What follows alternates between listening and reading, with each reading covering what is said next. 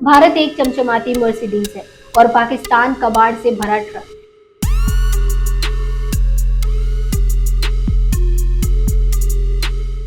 आज हम बात करेंगे एक ऐसे बयान की जो सोशल मीडिया पर तहलका मचा रहा है। पाकिस्तान के army chief field marshal Asim Munir ने कथित तौर पर कहा, भारत एक चमचमाती मर्सिडीज है और पाकिस्तान कबाड़ से भरा ट्रक। क्या ये बयान पाकिस्तान की हकीकत को उजागर करता है या फिर भारत के खिलाफ छिपी धमकी है? इस वीडियो में हम इस बयान को पूरी डिटेल से जानेंगे, तो वीडियो को लास्ट तक जरूर देखिएगा। नमस्कार, मैं स्वाति पांडे और आप देख रहे हैं आपकी खबर राजनीति। तो सबसे पहले बात करते हैं इस बयान की। एक्स पर वायरल पोस्ट और कुछ न्यूज रिपोर्ट्स के अकॉर्डिंग आसिम मुनीर ने अमेरिका में एक भाषण के दौरान कहा, भारत एक चमचमाती मर्सिडीज है जो हाईवे पर दौड़ रही है और हम एक कबाड़ से भरा ट्रक है। अगर ट्रक कार से टकराए तो बयान अधूरा छूटता है, लेकिन इसका मतलब साफ है। भारत को एक आधुनिक शक्तिशाली देश के रूप में दिखाया गया, जबकि पाकिस्तान को बोझिल और पिछड़ा।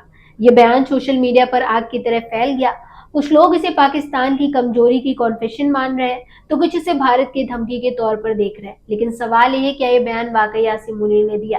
अभी तक कोई ऑफिशियल वीडियो या ट्रांसक्रिप्ट सामने नहीं आया है। आसिम मुनीर ने ऐसा क्यों कहा होगा? इसके लिए हमें भारत और पाकिस्तान की इकोनॉमिक, मिलिट्री और जियोपॉलिटिकल सिचुएशन को समझना होगा। चलिए शुरू करते हैं। तो चलिए इस मेटाफर को समझते हैं। चमचमाती मर्सिडीज का मतलब है एक देश जो आधुनिक, तेज रफ्तार और प्रगति की राह पर है। और सचमुच भारत की तस्वीर कुछ ऐसी ही है। 2024 में भारत की जीडीपी 3.5 ट्रिलियन डॉलर से ज्यादा है और 2027 तक इसके 5 ट्रिलियन तक पहुंचने की उम्मीद है। इन्फोसिस जैसी टेक कंपनियों से लेकर चंद्रयान जैसे अंतरिक्ष मिशन तक इंडिया ने दुनिया में अपनी धाक जमाई है। वहीं कबाड़ से भरा ट्रक पाकिस्तान को एक बोझिल, परेशानियों से जूझता देश दिखाता है। पाकिस्तान की जीडीपी करीब 340 बिलियन डॉलर है, भारत का 10वां हिस्सा। महंगाई, कमजोर रुपए और आईएमएफ बेल आउट्स की निर्भरता ने पाकिस्तान को मुश्किल में डाला है। कबाड़ शायद इन आर्थिक समस्याओं, आतंकवाद या सैन्य शासन के प्रभाव को दिखाता है। लेकिन बात यही खत्म नहीं होती। अगर ट्रक कार से टकराए वाला हिस्सा कुछ और कहता है, क्या आसिम मुनीर ये कहना चाहते हैं कि अपनी कमजोरियों के बावजूद पाकिस्तान भारत को नुकसान पहुंचा सकता है?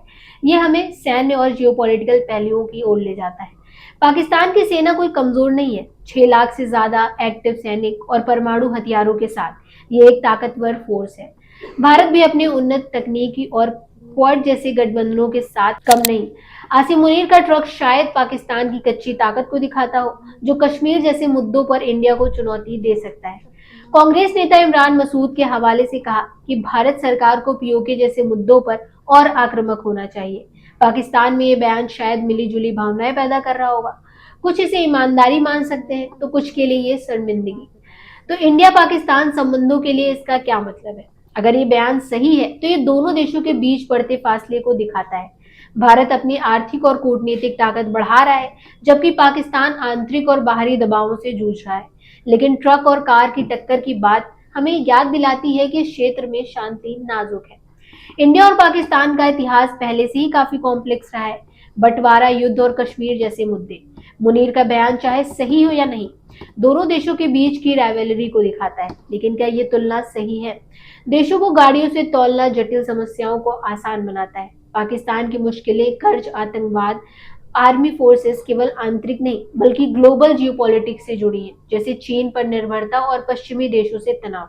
इंडिया भी अपनी प्रोग्रेस के बावजूद असमानता और क्षेत्रीय खतरों से जूझ रहा है। क्या ये बयान पाकिस्तान के लिए सुधार का इन्वोकेशन है, अपने कबाड़ को हटाकर आधुनिक बनने का, या फिर ये एक चेतावनी है कि इंडिया की चमक को नुकसान पहुंचाया जा सकता है?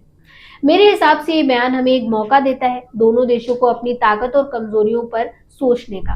क्या इंडिया और पाकिस्तान कभी सहयोग की राह पर चल सकते हैं, या ये टकराव की कहानी कभी खत्म होगी ही नहीं? आप क्या सोचते हैं? कमेंट में जरूर बताइएगा। तो आसिम मुनीर का ये बयान सच हो या अफवाह, हमें इंडिया और पाकिस्तान की हकीकत पर सोचने पर मजबूर करता है। दोनों देशों का भविष्य क्या होगा? क्या हम टकराव की जगह तरक्की और शांति की राह चुन सकते हैं? इस पर आपकी क्या राय है? जरूर बताइएगा। मिलते हैं अगले वीडियो में, तब तक के लिए गुड बाय।